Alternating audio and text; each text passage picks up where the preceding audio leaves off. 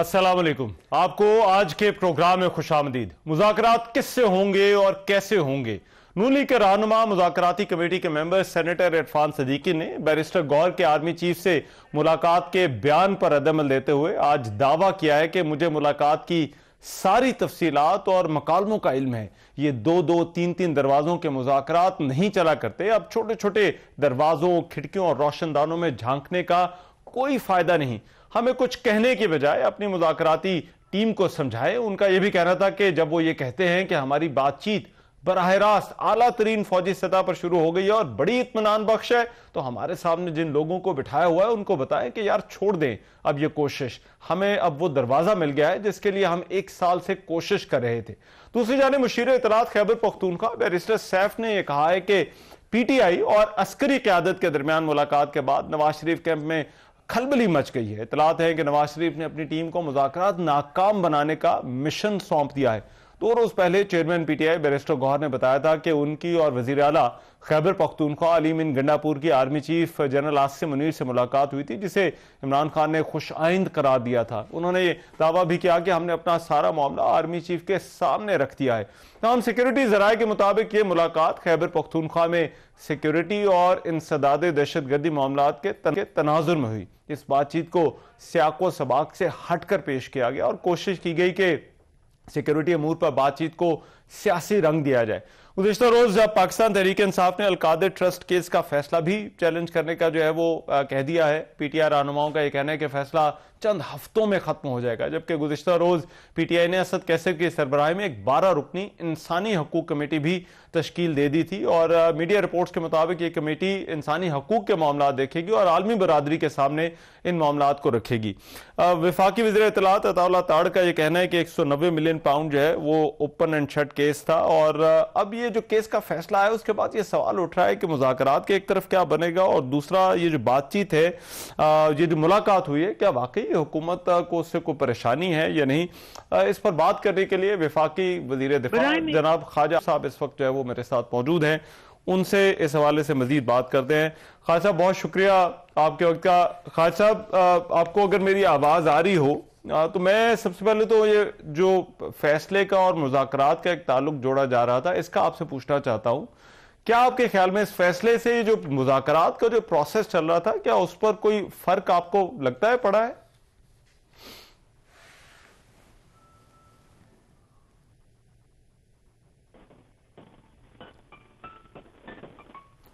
जी खालिद साहब आपको आवाज आ रही है?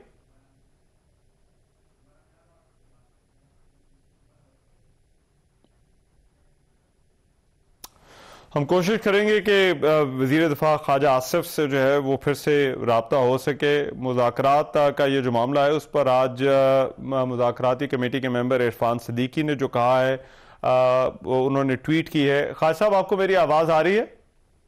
जी मुझे आवाज आ रही है, लेकिन आपका कुछ सिस्टम ही खराब है, क्या किया जाए? चले कोशिश करेंगे कि इसको बेहतर करें। सवाल मैं दोहरा देता हूँ ख्वाजा साहब। सवाल मेरा ये था कि ये जो मुज़ाकरा फैसला आया है और उसके बाद जो मुज़ाकरात का मामला है, आपके ख्याल में ये फैसले के बाद की जो सिचुएशन है इसमें मुज़ाकरात पर क्या फर्क क्या पड़ा है सर? ये मेरा ख्याल है कि जो बयानात पीटीआई के आते रहे हैं वो कहते रहे हैं कि not with standing the decision हम मुज़ाकरात जो है वो जारी रखेंगे। दिन में वो क्या फैसला करते हैं, मुज़ाकरात जारी रखते हैं या मुज़ाकरात ख़त्म कर देते हैं, मुझे मेरा कोई अंदाज़ा नहीं है। लेकिन उनका बयान जो मैं मुख्तलिफ जो लीडर्स हैं पीटीआई के वो यही देते रहे हैं कि जी मुज़ाकरात जो हैं वो जारी रहेंगे, whatever the decision is there। लेकिन ख्वाजा साहब ये माहौल बड़ा बदल गया है। पहले जो राउंड हुआ उसके बाद फिर हमने हुकूमती प्रेस कॉन्फ्रेंसेस देखी, फिर फैसला आ गया, फिर इरफान सिद्दीकी साहब ने आज ये कह दिया है वो जो मुलाकात पर उन्होंने बात की है वो आपके नोटिस में होगी कि उन्होंने कहा कि 2-2 3-3 दरवाजों से मुज़ाकरात जो है वो इससे नहीं चलते। तो ये माहौल आपके ख्याल में एकदम से बदल क्यों गया है? क्योंकि इंप्रेशन तो ये था कि शायद चीजें आगे बढ़ रही हैं। ये देखे ना, आप एक सवाल पूछ रहे हैं, मुझे पता ही नहीं है कि इरफान सिद्दीकी साहब ने क्या कहा। अच्छा चलो मैं दोहरा देता हूँ अगर आप कहते हैं। انہوں نے یہ کہا ہے کہ بیرسٹر گوہر کی ملاقات پر انہوں نے جو ہے وہ تبصرہ کرتے ہوئے کہا ہے کہ یہ 2-3 دروازوں کے مذاکرات نہیں چلا کرتے، اب چھوٹے چھوٹے دروازوں، کھڑکیوں اور روشن دانوں میں جھانکنے کا کوئی فائدہ نہیں۔ اور انہوں نے پی ٹی آئی کی طرف ہنٹ دیتے ہوئے کہا ہے کہ جب وہ یہ کہتے ہیں کہ ہماری براہ راست اعلیٰ ترین فوجی سطح پر بات چیت شروع ہو گئی اور بڑی اطمینان بخش ہے، تو ہمارے سامنے جن لوگوں کو بٹھایا ہوا ہے کہ ان کو بتائیں کہ چھوڑ دیں کوشش، اب ہمیں وہ دروازہ مل گیا ہے جس کے لیے ہم کوشش کر رہے تھے۔ اوکے ٹھیک ہے، تو یہ میرا خیال ہے کہ عرفان صدیقی صاحب نے بڑی مناسب بات کی ہے۔ اگر الٹیمیٹلی وہ تو اسٹیبلشمنٹ سے بات کرنا چاہتے تھے، اگر اسٹیبلشمنٹ سے ان کی بات چیت شروع ہو گئی ہے تو دین جو پارلیمنٹری جو کمیٹی ہے جو ان سے بات کر رہی ہے یا ان کی طرف سے جو بات کر رہی ہے وہ ڈیفنکٹ ہو گئی، اب تو فائدہ کوئی نہیں ہے۔ فائدہ کیا مطلب ہے کہ اس کی کوئی یوٹیلٹی نہیں رہے گی ان کی۔ ٹھیک ہے، لیکن خیر صاحب یہ حکومت کو کیا کوئی پریشانی ہے یہ پشاور والی ملاقات جس کے کانٹیکسٹ میں یہ ساری بات ہو رہی ہے؟ کون سے پشاور میں کون سی ملاقات ہوئی ہے؟ خیر صاحب یہ آرمی چیف کی جو ملاقات جس پہ پچھلے 2 دن سے بحث چل رہی ہے، بیرسٹر گوہر نے، علی امین گنڈا پور نے جس کا ذکر کیا، وہ جس سے پہلے یہ انکار کر رہے تھے جو بعد میں مان گئے کہ اسی کی ملاقات کی بات کر رہے ہیں، اسی ملاقات کا، اسی کا حوالہ دے رہا ہوں میں۔ نہیں تو اس میں ان کی کوئی نیگوشیشن سٹارٹ ہو گئی ہے اسٹیبلشمنٹ سے؟ انہوں نے کہا ہے کہ ہم نے اپنا معاملہ جو ہے وہ ان کے سامنے، فوجی قیادت کے سامنے رکھا ہے۔ چلیں پھر میرا خیال ہے مذاکرات جو ہے سسپینڈ کر دیں، وہ جب تک ان کے سامنے اگر معاملہ رکھا ہے ان کا جب تک رسپانس نہیں آتا تو تب تک میرا خیال ہے ایک مذاکرات کی ضرورت تو نہیں ہے۔ پھر میں تو یہی کہوں گا پھر مذاکرات کی ضرورت نہیں ہے۔ الٹیمیٹلی جہاں پہ انہوں نے ان کی خواہش تھی شدت کے ساتھ وہ وہاں پہنچ گئے ہیں، تو جو which I do not subscribe to that۔ میں یہ چیز جو ہے نا یہ میرا خیال ہے کہ اوور بڈ کر رہے ہیں، یہ ایسی کوئی بات نہیں۔ اچھا خان صاحب یہ جو کل والا فیصلہ ہے اس پر پی ٹی آئی بڑی کانفیڈنٹ ہے، ایک تو جو قانونی پوزیشن ہے وہ ہمیں بالکل مختلف جو ہے وہ نظر آ رہی ہیں۔ حکومت کہہ رہی ہے کہ اوپن اینڈ شٹ کیس ہے، پی ٹی آئی کہہ رہی ہے کہ ہم ہائی کورٹ جائیں گے، وہاں پر جو ہے وہ ریلیف مل جائے گا۔ پہلے پی ٹی آئی کو ریلیف ملتا رہا جو سائفر کیس اور دیگر جو ہے وہ فیصلے آئے تھے، اس پر تب آپ کو لگتا ہے کہ اس کیس میں یہ جو القادر ٹرسٹ کیس تھا اس پہ صورتحال مختلف ہے اور یہ جو فیصلہ کل کا آیا ہے؟ میرا خیال ہے کہ جی یہ تو ایک لیمن بھی میں دوسرے کیسز پہ کمنٹ نہیں کروں گا کیونکہ وہ اب لازمی طور پہ وہ جوڈیشل پروسیس میں ہیں، لیکن یہ کیس کیونکہ فیصلہ آ گیا ہے اور ابھی اس کے بعد کسی نے آگے پروسیڈ نہیں کیا، تو میں اتنا کہوں گا کہ یہ اس کیس کے جو فیکٹس ہیں وہ بڑے جو ہے وہ صاف ستھرے سامنے آئے ہوئے ہیں کہ کوئی ابہام ہی نہیں ہے ان میں۔ آپ دیکھیں نا بار بار کہہ رہے ہیں جی کہ انہوں نے وہاں پہ سیرت النبی صلی اللہ علیہ وسلم کی سوانح عمری یا ان کی سیرت پہ جو وہاں پہ کوئی ایسا سبجیکٹ ہی نہیں پڑھا، وہاں پہ تو 1 کے 2 سبجیکٹ پڑھائے جاتے ہیں، ایک کمپیوٹر ہے اور دوسرا پتہ نہیں کیا ہے۔ تو یہ اتنا بڑا فراڈ کرتے ہیں اور جن ناموں کے ساتھ اللہ معاف کرے، اللہ معاف کرے، وہ ان کو خوف بھی نہیں آتا کہ اس قسم کے جھوٹ بولتے ہوئے وہاں پہ 200 اسٹوڈنٹ ہیں، وہاں پہ یونیورسٹی بھی نہیں ہے، نام القادر یونیورسٹی کا رکھ دیا ہوا ہے وہاں پہ، وہ بھی ایک بہت بڑا نام ہے، بہت بڑا نام ہے۔ پتہ نہیں یہ لوگ جو ہے ان کو خوف بھی نہیں آتا اس قسم کے فراڈ کرتے ہوئے، اتنی بڑی ہستیوں کے ناموں کے ساتھ جو ہے وہ جوڑ دیتے ہیں ایسی چیزیں جن کا وجود ہی کوئی نہیں ہے۔ اور وہ کالج بھی نہیں ہے، وہ ایک افیلیٹڈ انسٹیٹیوشن ہے ود گورنمنٹ کالج لاہور۔ وہ اٹس ناٹ اے یونیورسٹی، انہوں نے نہ کبھی چارٹر اپلائی کیا ہے نہ ان کو چارٹر اب ملا ہے۔ تو آپ حساب لگا لیں کہ یہ کیا کیس ہوگا ادھر جو ہے، اور یہ حقیقت ہے کہ وہ پیسے جو تھے وہ حکومت کے تھے، تو یہ حقیقت ہے کہ وہ پیسے ملک ریاض کے اکاؤنٹ میں چلے گئے، وہاں پہ ڈپازٹ کرائے گئے۔ یہ حقیقت ہے کہ بند لفافے کی جو ہے کیبنٹ سے اپروول لی گئی۔ ان کو ان چیزوں کو کس طرح ڈینائی کر سکتا ہے کوئی جو ہے؟ کوئی نہیں ڈینائی کر سکتا، یہ تو ساری چیزیں ایکسیپٹڈ فیکٹس ہیں۔ اور یہ پی ٹی آئی خود بھی مانتی ہے کہ وہ ملک ریاض کے اکاؤنٹ میں پیسے کریڈٹ کیے گئے تھے. اب اس کے بعد بھی وہ کہتے ہیں جی کہ یہ بڑا اچھا کیس ہے اور ہم اپیل میں جائیں گے تو بری ہو جائیں گے. تو یہ سارے لوگ یہ جن لوگوں نے دن دہاڑے قتل کیا ہوتا ہے 100 بندوں کے سامنے, وہ بھی کہتے ہیں کہ ہم بری ہو جائیں گے. لیکن خالد صاحب اس پہ دو اب ان کی طرف سے آرگومنٹ دیے جا رہے ہیں. ایک تو وہ کہہ رہے ہیں کہ کوئی مٹیریل بینیفٹ عمران خان نے خود یا ان کی جو بیوی ہیں انہوں نے نہیں لیا, اور دوسرا یہ جو پولیٹیکل وکٹمائزیشن یا وچ ہنٹنگ کا ایک تاثر ہے جو پی ٹی آئی اپنے کیسز کے حوالے سے بناتی ہے. ان دونوں کو آپ کس طرح سے جو ہے وہ دیکھتے ہیں سر؟ نہیں, میرا مطلب ہے کسی سیاستدانوں کو جو ہے اگر پروسیکیوٹ کیا جائے کرپشن میں یا کسی اور جرم, تو وچ ہنٹنگ کیسی ہوگی؟ سیاستدانوں کو کوئی امیونٹی تو نہیں ہے نا, جو مرضی واردات کرتے رہے. اگر یہ سیاستدان ہے تو وہ واردات کرتے رہے, کوئی امیونٹی نہیں ہے ان لوگوں کو. اور مجھے وہ کہتے ہیں کہ بینیفٹ نہیں دیا, تو یہ مجھے یہ بتایا جائے کہ یہ پھر ان کے اکاؤنٹ میں پیسے کیوں گئے. پہلے تو اس کا جواب دینا کہ ملک ریاض کے اکاؤنٹ میں کیوں پیسے گئے. بیسک جو فنڈامنٹل کوشچن یہ ہے کہ why this money was routed to Malik Riaz fine account, جو ان کو جرمانہ جو پینلٹی اکاؤنٹ تھا اس میں کیوں ڈالے گی. ٹھیک. اور واز اٹ جسٹ اے مسہیپ, اور یہ غیر ارادی طور پہ یہ واردات ہوئی تھی, کیا ہوا؟ ان کے جو سر لائرز ہیں وہ کہہ رہے ہیں کہ اس میں ریاست کا تو کوئی نقصان ہی نہیں ہوا, یا ریاست کو تو نقصان جو ہے دیکھیں نقصان جو ہے ہونا تو بعد میں مجھے بتائیں. یہ ایکچولی جو کرائم جو ہے وہ کمٹ تو یہ ہوا کہ ریاست کے پیسے ملک ریاض کے اکاؤنٹ میں کیوں گئے. مجھے صرف اس چیز کا جواب چاہیے. باقی چیزیں تو الٹیمیٹلی اس چیز سے فلو کرتی ہیں کہ why this money was credited to an account which was created to recover the penalty from Malik Riaz. ٹھیک.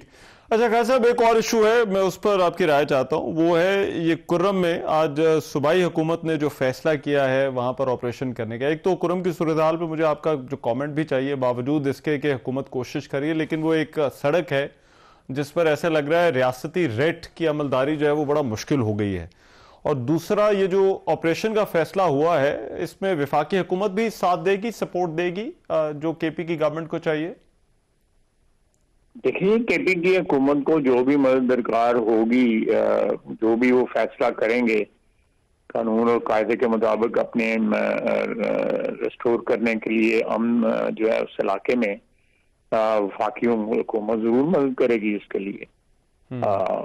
جو وفاقی حکومت جو ہے وہ میں سمجھتا ہوں کہ یہ مسئلہ بہت دیر پہلے جو ہے کے پی کی حکومت کو جو ہے اس کو ٹیکل کرنا چاہیے تھا, لیکن over last many months they were busy doing other things, and not taking care of this situation, very grave situation in Kuram.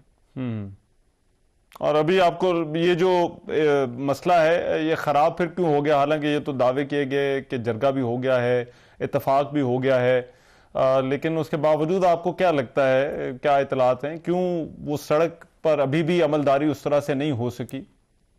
دیکھیں بنیادی طور پہ یہ جو صوبائی حکومت کا مسئلہ ہے, میں کوئی نیگیٹو کمنٹ کر کے میں صوبائی حکومت کی پوزیشن جو ہے وہ خدا نخواستہ کو کمپرومائز یا اس کو خراب نہیں کرنا چاہتا. میری دعا بھی ہے اور جو بھی میری کوئی ایفرٹ ہوگی وہ اسی لیے ہوگی کہ صوبائی حکومت جو ہے پرائمریلی اینڈ دین الٹیمیٹلی اگر ان کو ضرورت ہے وفاق کی مدد سے وہاں پہ جو ہے وہ امن جو ہے وہ برقرار رکھا جائے اور ریٹ جو ہے وہ صوبائی حکومت کی وہاں پہ قائم ہو. میری بالکل بڑی سنسیئر خواہش ہے کہ اس لیے میں وہاں پہ کوئی ایسا کمنٹ کر کے ایک سچویشن اگر وہاں پہ خراب ہوئی ہے تو میری طرف سے کوئی ایسا کمنٹ نہیں جانا چاہیے کہ خدا نخواستہ یہ انٹینٹ ہو کہ خراب ہونی چاہیے, مزید خراب ہو. خدا نخواستہ. ٹھیک ہے, رائٹ. بہت شکریہ خواجہ آصف صاحب ہمارے ساتھ موجود تھے. وفاقی وزیر دفاع بات کر رہے تھے ان ایشوز کے اوپر. پروگرام میں ایک بریک شامل کر رہے ہیں, واپس آ رہے ہیں اس بریک کے بعد.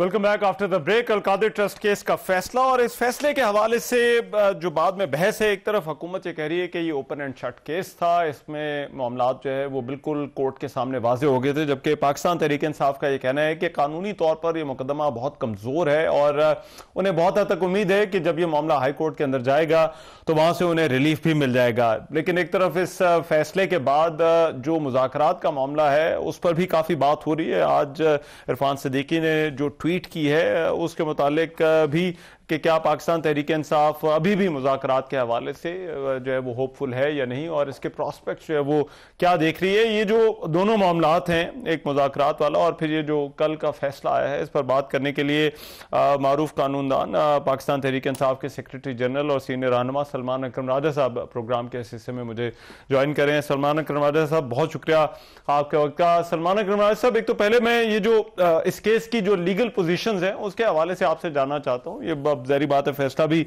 आया है सामने, तो गवर्नमेंट का बड़ा इसरार है कि ये बिल्कुल ओपन एंड शट केस है, सब चीजें बिल्कुल सामने हैं, और जो फैसला है उसमें भी जज साहब ने भी काफी कंक्लूसिवली जो है वो ये कहा है कि ये मामलात ऐसे ही थे जिनसे सजा बनती थी। लेकिन पाकिस्तान तहरीक इंसाफ की लीगल पोजीशन बहुत ही इससे मुख्तलिफ है, तो किस तरह से आप इनको जो है वो इन दोनों पोजीशंस को देखते हैं कल के फैसले की रोशनी में? देखिए, मैं दो तीन बुनियादी बातें अर्ज करूं। एक तो ये कि ये बात तो बिल्कुल मानी हुई है, ये फैसला भी मानता है कि इस तमाम मामले में रियासत पाकिस्तान को एक पैसे का नुकसान नहीं हुआ।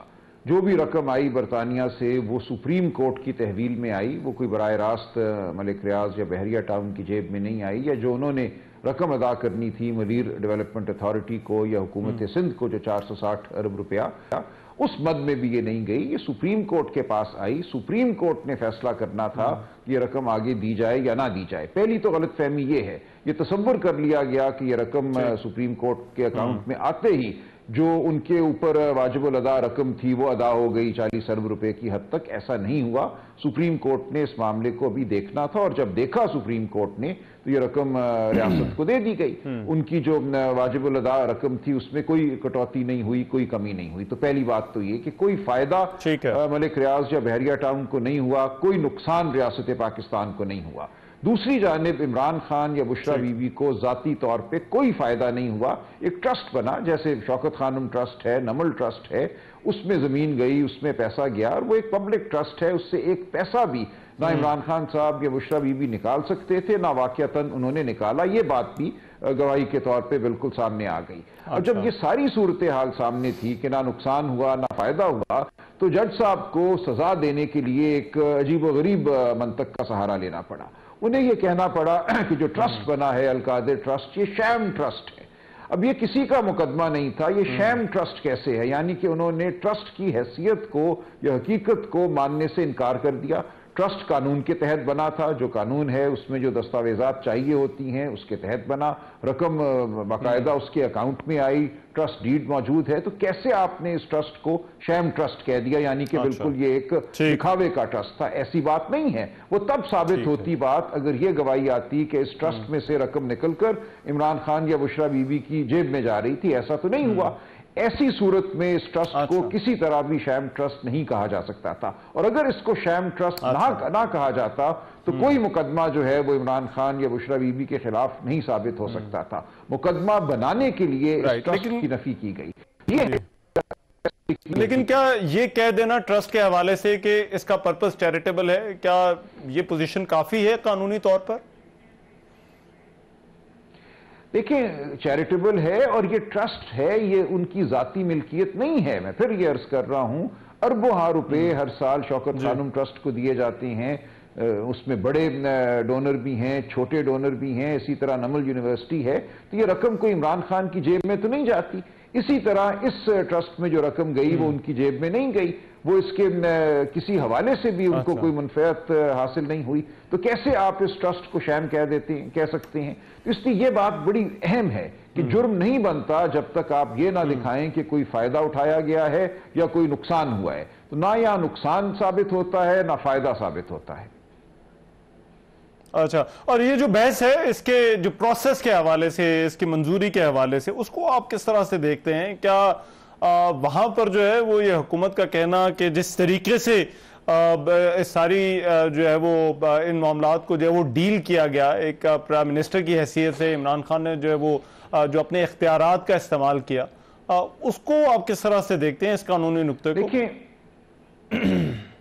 دیکھیں اس میں بھی ایک غلط بیانیہ جو ہے وہ پھیلایا گیا کہ یہ پیسہ حکومت پاکستان نے اس اکاؤنٹ میں ڈالا جو سپریم کورٹ میں کھلا تھا، رجسٹرار کا اکاؤنٹ کے سپریم کورٹ نے کھولا تھا۔ ایسا نہیں ہوا، یہ پیسہ براہ راست برطانیہ سے ملک ریاض خاندان نے اس اکاؤنٹ میں بھیجا۔ ایسا نہیں کہ یہ پیسہ پہلے حکومت کے پاس آیا اور پھر حکومت نے کسی کابینہ کے فیصلے کے تحت یہ پیسہ وہاں منتقل کیا، یہ بالکل غلط بیانیہ ہے۔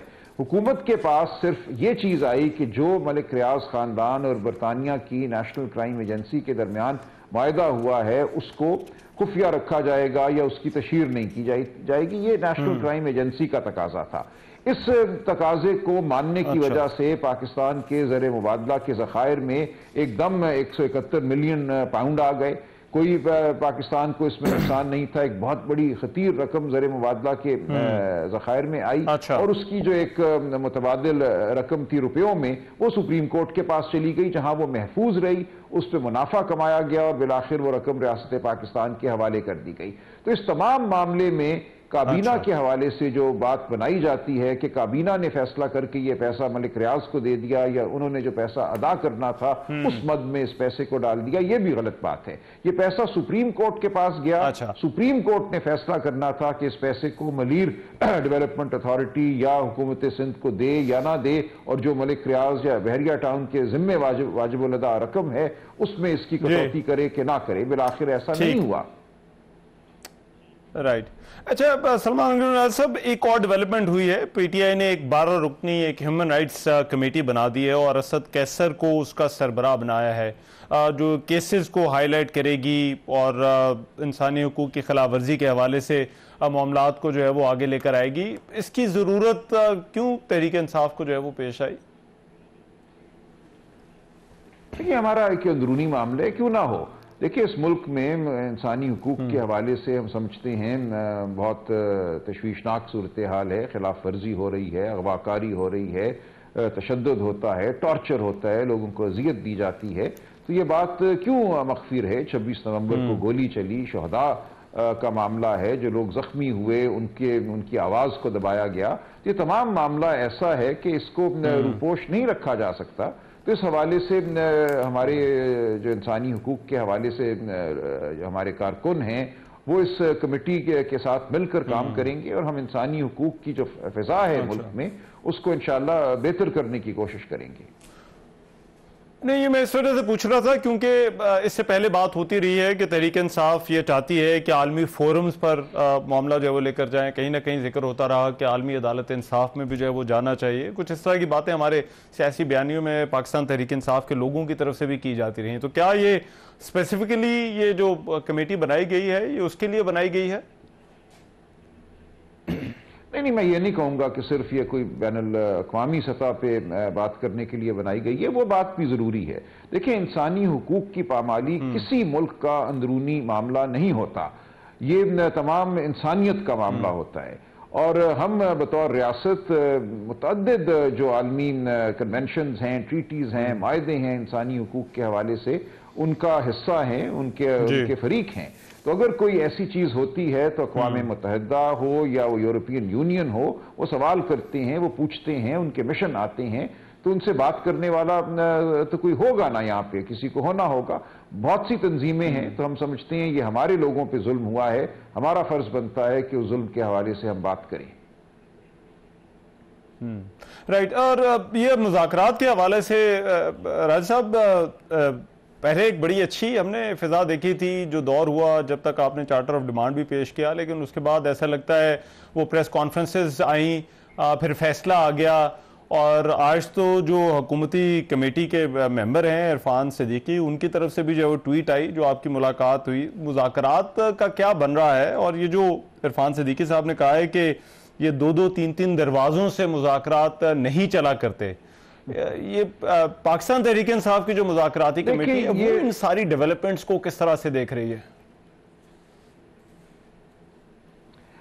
دیکھیے اس میں دو تین عنصر ہیں. ایک تو یہ ہے کہ شاید کچھ بوکھلاہٹ ہے، دوسری جانب ان کو سمجھ نہیں آ رہا کہ وہ اب کیا کریں. اس بوکھلاہٹ میں وہ ایک غم اور غصے کا اظہار کر رہی ہیں، تو ہمیں وہ بات سمجھ میں آتی ہے. ہم سے بارہا یہ تقاضا کیا گیا کہ جو سیاسی جماعتیں ہیں، جو سیاسی جو لوگ ہیں، ان سے ملاقات کریں. آپ کیوں نہیں کرتے؟ ہم نے کہا کر لیتے ہیں، بیٹھ جاتے ہیں. تاہم ہمیں ہمیشہ سے یہ پتا تھا کہ بالآخر ان کے اختیار میں نہیں ہوگا بات کو کسی نتیجے تک پہنچانا، لیکن ہم اس کے باوجود اتمام حجت کے لیے بیٹھے ہیں. اور اب بھی ہم امید کرتے ہیں، ہم نے وہ دروازہ بالکل بند نہیں کیا کہ ہم آگے بڑھیں. اس ملک میں سیاسی سپیس پیدا کرنے کی ہم سب کو ضرورت ہے، انسانی حقوق کے حوالے سے، شفاف الیکشن کے حوالے سے. جو ہمارے ساتھ 8-9 فروری کو ہوا، کل ان کے ساتھ ہوگا. ہم سب رہین بن کے نہیں رہ سکتے کسی ایسی طاقت کے جو ہم سب پہ حاوی ہو. تو یہ بالکل ایک ٹھیک بات ہے کہ کیا یہ ایک ہی فورم ہے؟ جی، کیا یہ ایک ہی فورم ہے جو حکومت کے ساتھ کھلا ہے جس کو پاکستان تحریک انصاف استعمال کر رہی ہے؟ ہاں دیکھیں یہ اہم فورم ہے، لیکن اگر کوئی اور راستہ کھلتا ہے، ہم سے مقتدرہ بات کرتی ہے، تو اس میں کوئی حرج نہیں ہے. دیکھیں ہمارا موقف بالکل واضح ہے. آئین اور قانون کے تحت یہ کام سیاسی جماعتوں کا ہے، سیاست میں مداخلت نہیں ہونی چاہیے. لیکن ایک زمینی حقیقت ہے اس ملک میں، اس زمینی حقیقت کو سمجھے بغیر، اس سے معاملہ کیے بغیر آپ آگے نہیں بڑھ سکتے. تو اگر ہمیں کوئی گفتگو کے لیے بلاتا ہے یا گفتگو کرتا ہے تو ہم کوئی دروازہ بند نہیں کریں گے. اچھا، لیکن سر پھر سوال یہ ہوتا ہے کہ یہاں جو گفتگو ہو رہی ہے اس کا کوئی فائدہ ہے یا نہیں؟ کیونکہ آپ خود کہہ رہے ہیں کہ اصل اختیار تو ان کے پاس ہے، اور ان سے بھی جو ہے وہ ہم بات کریں تو وہ عرفان صدیقی صاحب بھی یہی کہہ رہے ہیں کہ پھر یہاں پر ایفرٹ کرنا چھوڑ دیں.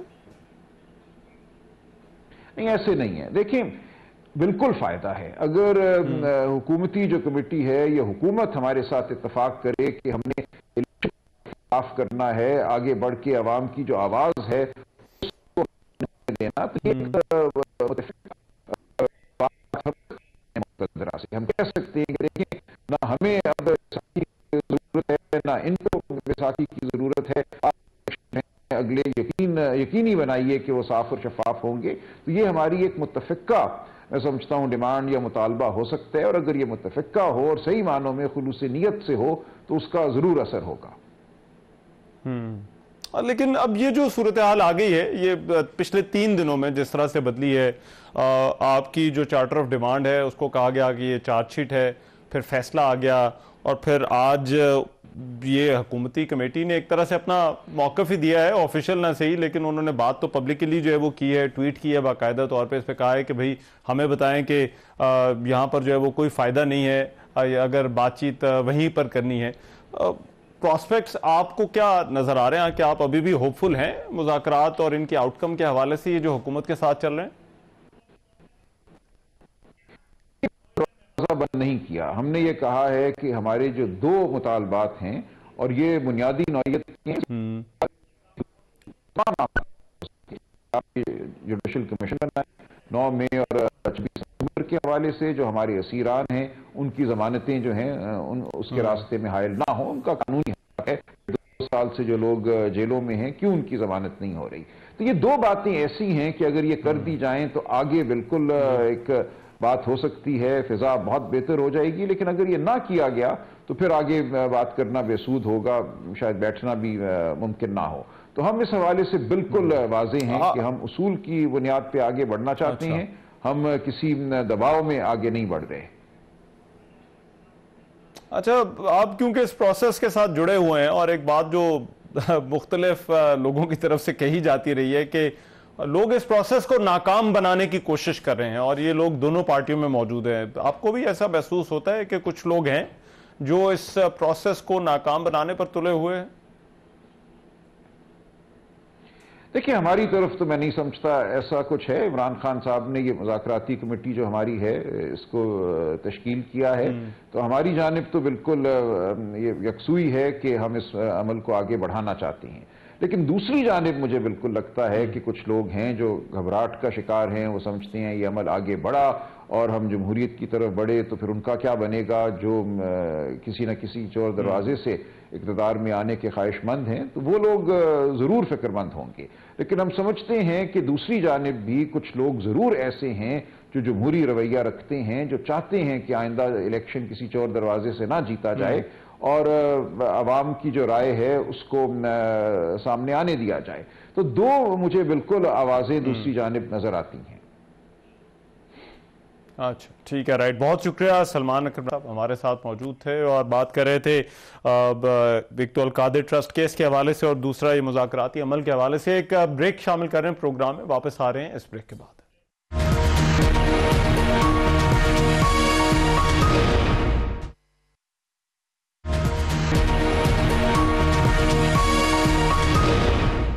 Welcome back. خیبر پختونخوا کی حکومت نے کرم ایجنسی میں امن و امان کی بحالی کے لیے مختلف علاقوں میں آپریشن کا حتمی فیصلہ ہے. کرم ایجنسی کے کشیدہ علاقوں بگن، چھپری پروان، مندوری میں آپریشن کیا جائے گا تاکہ علاقے سے بدامنی کا خاتمہ کیا جا سکے. اس حوالے سے ڈپٹی کمشنر کرم کی جانب سے جاری کیے گئے نوٹیفیکیشن میں کہا گیا ہے کہ آپریشن کے متاثرین کے لیے عارضی کیمپ قائم کیے جائیں گے، جبکہ کرم ایجنسی میں آپریشن کے دوران متاثرین کے لیے کیمپ ضلع ہنگو میں قائم کیے جائیں گے. صوبائی حکومت کی جانب سے ہنگو میں 2 کالجز، ریسکیو کمپاؤنڈ اور جوڈیشل بلڈنگ میں کیمپ قائم کیے جائیں گے. گزشتہ دنوں ضلع کرم کے مشران اور عمائدین نے پارا چنار کی صورتحال پر ایک پریس کانفرنس بھی کی تھی، جس میں انہوں نے یہ کہا تھا کہ ہم امن معاہدے سے لا تعلقی کا اظہار کرتے ہیں. فوجی آپریشن شروع نہ کیا گیا تو امن معاہدے کا ہم سے کوئی تعلق نہیں. اس سے پہلے کرم کے علاقے بگن میں امدادی سامان پارا چنار لے جانے والی گاڑیوں کے قافلے پر پھر سے فائرنگ ہوئی تھی، جس کے نتیجے میں سیکیورٹی فورسز کے ایک سپاہی سمیت جو ہے وہ افراد جاں بحق ہوئے تھے، جبکہ 4 ڈرائیورز کی تشدد زدہ لاشیں بھی بگن کے علاقے سے ملی تھی. اب یہ جو صورتحال ہے اور یہ جو آپریشن کا فیصلہ ہوا ہے، اس کے پیچھے مزید کیا وجوہات ہیں، صوبائی حکومت اس سارے معاملے کو کس طرح سے دیکھ رہی ہے؟ شاہد عزیز ہمارے بیورو چیف اس وقت میرے ساتھ جو ہے وہ موجود، ان سے اس حوالے سے مزید بات کرتے ہیں. شاہد عزیز صاحب بہت شکریہ. شاہد صاحب سب سے پہلے تو یہ بتائیے گا کہ اب یہ حتمی طور پر فیصلہ کیا جا چکا ہے، صوبائی حکومت آپریشن کرنے جا رہی ہے، کس طرح سے آپریشن جو ہے وہ ان علاقوں کے اندر ہوگا؟ جی بہت شکریہ. دیکھیے رحمان، اس میں تو کوئی دو رائے نہیں ہے کہ صوبائی حکومت نے بڑے طریقے سے معاملات کو ہینڈل کرنے کی کوشش کی. ایپیکس کمیٹی کا اجلاس کیا گیا، اس کے بعد 3 ہفتوں تک جرگہ جاری رہا اور اس میں تمام دونوں فریقین کے جو بڑے تھے انہیں شامل کیا گیا. بنیادی طور پہ مقصد یہ تھا کہ آپریشن کے بغیر، کسی کارروائی کے بغیر امن و امان کا قیام بھی ممکن بنایا جا سکے اور علاقے میں جو مشکلات ہیں ان کا خاتمہ بھی کیا جا سکے. لیکن جب پہلا قافلہ گیا، آپ جانتی ہیں ڈی سی پر اٹیک ہوا، ڈی سی اس میں زخمی ہوئے اور یہ پرسوں جو ہے دوبارہ اٹیک کیا گیا. اس میں 2 سیکیورٹی اہلکار اس میں شہید ہوئے ہیں، ڈرائیورز کو اس میں کیا گیا. ایک نوجوان کی ڈیتھ آج بھی ہوئی ہے، وہ زخمی تھا. تو یہ صورتحال ایسی ہے کہ اس کے بعد یہ بالکل واضح ہو گیا ہے کہ آپریشن کے علاوہ وہاں پہ شاید کوئی دوسرا آپشن موجود نہیں ہے. یہی وجہ ہے کہ وہاں سیکیورٹی فورسز نے موومنٹ شروع کی ہے. ساتھ ہی وہاں سے جو لوگ ہیں انہوں نے نقل مکانی کا سلسلہ بھی شروع کر دیا گیا ہے. ٹل اور ہنگو کے مختلف علاقوں میں یہ جو 3-4 کیمپ بنائے گئے ہیں وہاں وہ شفٹ ہو رہے ہیں، کیونکہ یہ جو علاقے ہیں بگن ہے، مندوری ہے، چھپری پڑاؤ ہے، ان علاقوں میں ہی پرابلم آ رہا ہے اور انہی علاقوں سے گزر کر جو کانوائے ہیں وہ گزرتے ہیں اور وہ اپر کرم کی طرف جاتے ہیں. یہ سارے علاقے لوور کرم میں ہیں. تو اگر آپریشن نہیں کیا جاتا تو اس صورت میں ڈیفینیٹلی یہ مشکلات رہیں گی اور امن و امان کا جو قیام ہے وہ مشکل ہو جائے گا. حکومت کے پاس کوئی ایسا دوسرا راستہ نہیں ہے. لیکن اس کے ساتھ ساتھ ہماری اطلاعات یہ بھی ہیں کہ حکومت جو جرگہ مشران ہیں ان کے ساتھ بھی رابطے میں ہے اور یہ کوشش کر رہی ہے کہ جو لوگ مسکرینٹس ہیں، جو پرابلم کریٹ کر رہے ہیں، انہیں اگر حوالے کر دیا جائے اور امن و امان کا قیام یقینی بنایا جائے تو ممکن ہے کہ عین وقت پر آپریشن روک دیا جائے. جی اچھا، لیکن اس میں یہ آپریشن کے حوالے سے اس وقت طے کیا پایا ہے؟ کیا یہ محدود علاقے پر ہوگا اور یہ ٹارگیٹڈ کاروائیاں ہوں گی؟ جی بالکل، یہ پورے قرم تک نہیں ہوگا، یہ ٹارگیٹڈ ہوں گی. یہ جو 4 یوسیز انہوں نے 4 علاقے انہوں نے ڈیفائن کیے ہیں، یہ انہی 4 علاقوں میں یہ کارروائی کی جائے گی اور انہی علاقوں تک محدود ہوگی. ہاں البتہ اگر دیگر علاقوں میں مشکلات پیش آئیں تو پھر ظاہر ہے کہ اس کا دائرہ بڑھایا جائے گا، لیکن حکومت کی کوشش یہ ہے کہ اسے محدود پیمانے میں کیا جائے اور جن جگہوں پہ مسائل ہیں، مشکلات ہیں، جہاں سے ان پہ اٹیکس کیے جا رہے ہیں یا جہاں پہ مسکرینٹس کی موجودگی کی اطلاعات ہیں، صرف انہی علاقوں میں یہ کارروائی کی جائے تاکہ نقصانات بھی نہ ہوں اور جو ملیٹنٹس ہیں یا جو مسکرینٹس ہیں ان کی گرفتاری بھی عمل میں لائی جا سکے اور امن کا جو قیام ہے، امن و امان کا، وہ بھی یقینی بنایا جا سکے. یقیناً یہ محدود پیمانے پر اور مخصوص علاقوں میں یہ کارروائی ہوگی. اچھا، اور پرائمریلی ابھی تک کیا طے پایا ہے کہ اس آپریشن کو صوبائی حکومت ہی لیڈ کرے گی؟ کیونکہ اس سے پہلے بھی بات ہوتی رہی ہے جو آپریشن یا کارروائیوں کے حوالے سے، وہاں پر وفاقی حکومت اور صوبائی حکومت کے درمیان جو معاملات ہیں، تو صوبائی حکومت ہی اس آپریشن کو لیڈ کرے گی؟ جی ڈیفینیٹلی صوبائی حکومت ہی لیڈ کرے گی، لیکن میرے خیال میں اس میں فیڈرل گورنمنٹ ان کے ساتھ سیم پیج پر ہے. جو تمام سیکیورٹی فورسز ہیں، سیکیورٹی فورسز ادارے ہیں، وہ تمام سیم پیج پر ہیں اور سب مل کر یہ مشترکہ طور پہ یہ کارروائی کرنے جا رہے ہیں. کیونکہ جب یہ ایپیکس کمیٹی ہوئی تھی اس میں آپ کو یاد ہی ہوگا کہ وفاقی وزیر داخلہ محسن نقوی صاحب موجود تھے اور ان کی موجودگی میں یہ سارے فیصلے کیے گئے اور جو معاہدہ طے پایا تھا وہ معاہدہ بھی فیڈرل گورنمنٹ کو کمیونیکیٹ کیا گیا تھا.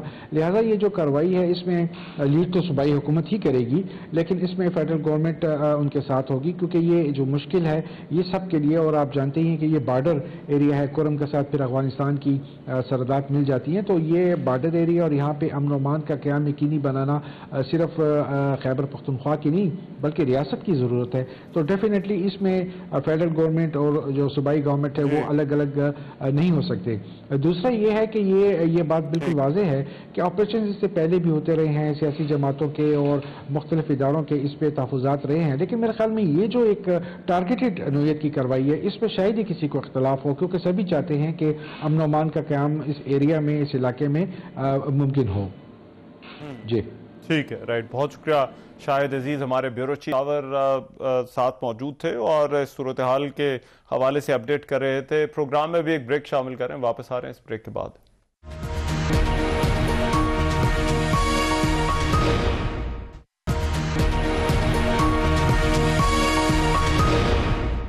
Welcome back. مراکش کے قریب کشتی حادثے کے حوالے سے کچھ اپڈیٹس ہیں. اس کے بعد وزیراعظم شہباز شریف کی ہدایت پر اب ایک تحقیقاتی ٹیم مراکش کے دارالحکومت رباط روانہ ہو گئی ہے. اس ٹیم میں FIA، وزارت داخلہ، وزارت خارجہ اور IB کے افسران بھی شامل ہیں.